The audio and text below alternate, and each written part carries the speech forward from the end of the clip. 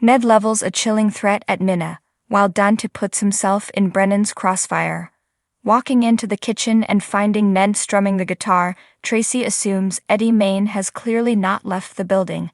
She says the bridge and tunnel twins, aka Olivia and Lois, told her Ned was back in his right mind, but when he calls Tracy mother, she realizes it really is her beloved son.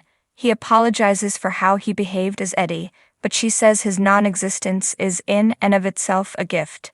She tells him to put his guitar in the attic and focus on ELQ business. Daytime Emmy Awards 2023 presenters revealed.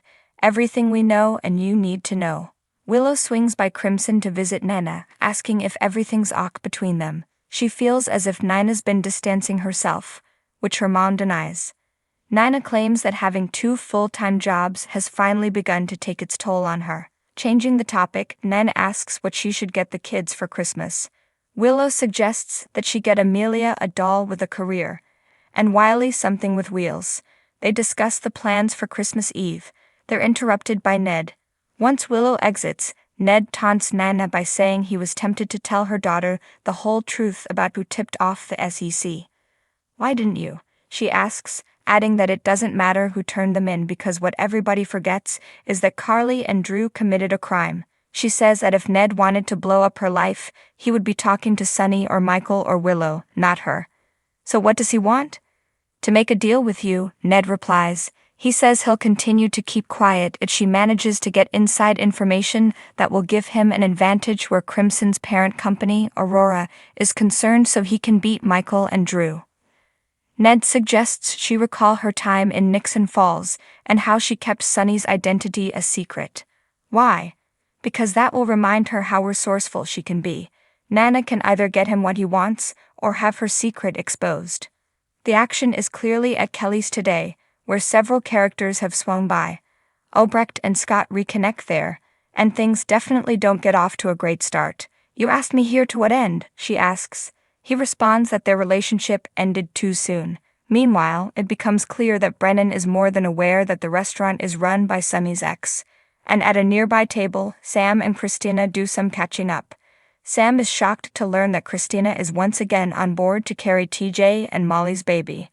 Obrecht makes it clear she's still not happy with Scott for having helped Elizabeth, even though her lies contributed to my Britta's death. She's having none of his excuses, dubbing their problems insurmountable. The way I see it, Liesel, is that we march to a different drumbeat. That's why I think we are a good match, he says. She corrects him, saying they were a good match, but he only wants to reunite so he's not alone, and she's not willing to settle. Obrecht insists she's enjoying her travels, and the people she's meeting and everything she's learning, but he accuses her of doing so much traveling as a way from hiding from her grief. Upset, she storms out, and he follows, begging her to let him in. I understand the grief you're going through more than anyone, he says. I buried 3 children. He suggests sharing their grief will bring them closer, but she says he's wrong. Obrecht tells Scott she doesn't want his help or anyone else's.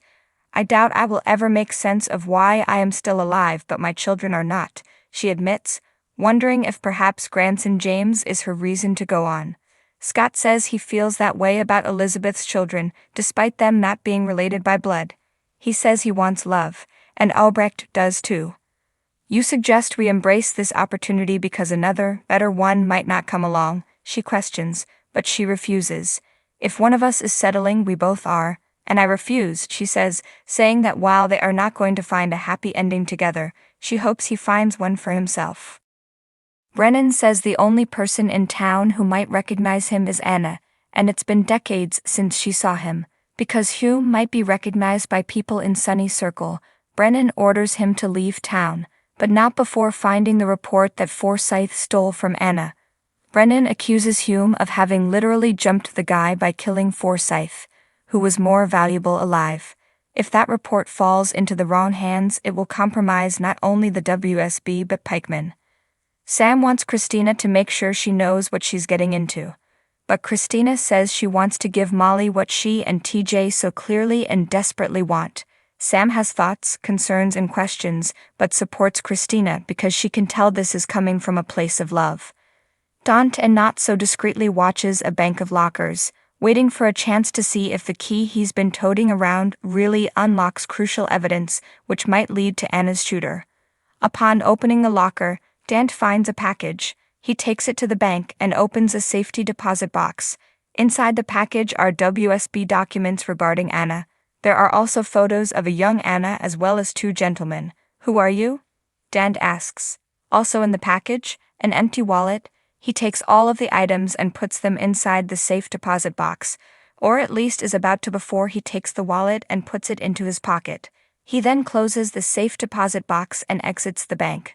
As he arrives at Kelly's and pulls Sam into a hug, Brennan is a few feet away, warning that whoever has that report, the one Dante just put in the bank, will have to be dealt with. Brooklyn hears Maxie on the phone talking to Felicia about her dire financial situation. Admitting she was eavesdropping, Brooklyn shares news of her engagement. Maxie approves of the ring, asking if Brooklyn and Detective Adorable have set a wedding date. Hearing they plan to marry soon, Maxie wonders if it's a shotgun wedding. Brooklyn denies it and they talk about Maxie planning the whole thing. In exchange, Brooklyn offers to help Maxie out of her jam. Maxie won't accept a loan, however, even if this situation is partially her fault. Lucy is the next to swing by Maxie's office, wanting to talk about her recent talk with Scott. She sympathizes with Scott and worries that feeling that way could wind up leading her down a road she's been down too many times. She knows that she and Scott should only be friends, but she can't help knowing that he's a unique, funny man, and also the catalyst to some of the worst decisions I've ever made in my life. And who should enter at that moment but the man they're discussing? Maxie leaves them alone, and Scott suggests Lucy join him in flying to Florida to visit Serena. Brooklyn has a talk with her grandmother, who says Blaze definitely should not be the face of deception. Changing the subject, Brooklyn says she wants to reconsider Tracy's past offer. It's going to be tough to live on Chase's salary, so Brooklyn wants to join Tracy at Deception. And someday in the future the company will be yours, promises Tracy. On the next General Hospital, Joss and Trina make a discover about Adam. Sunny makes a donation. Alexis ponders. Alva confides in Mina. Carly and Donna run into someone unexpected. Before you go, check out our gallery tracking Sasha's journey over the years. If you follow a link within this story, we may receive a small commission of the sale. Miss today's episode? Catch up via Hulu. Thank you for watching. Please subscribe to my channel.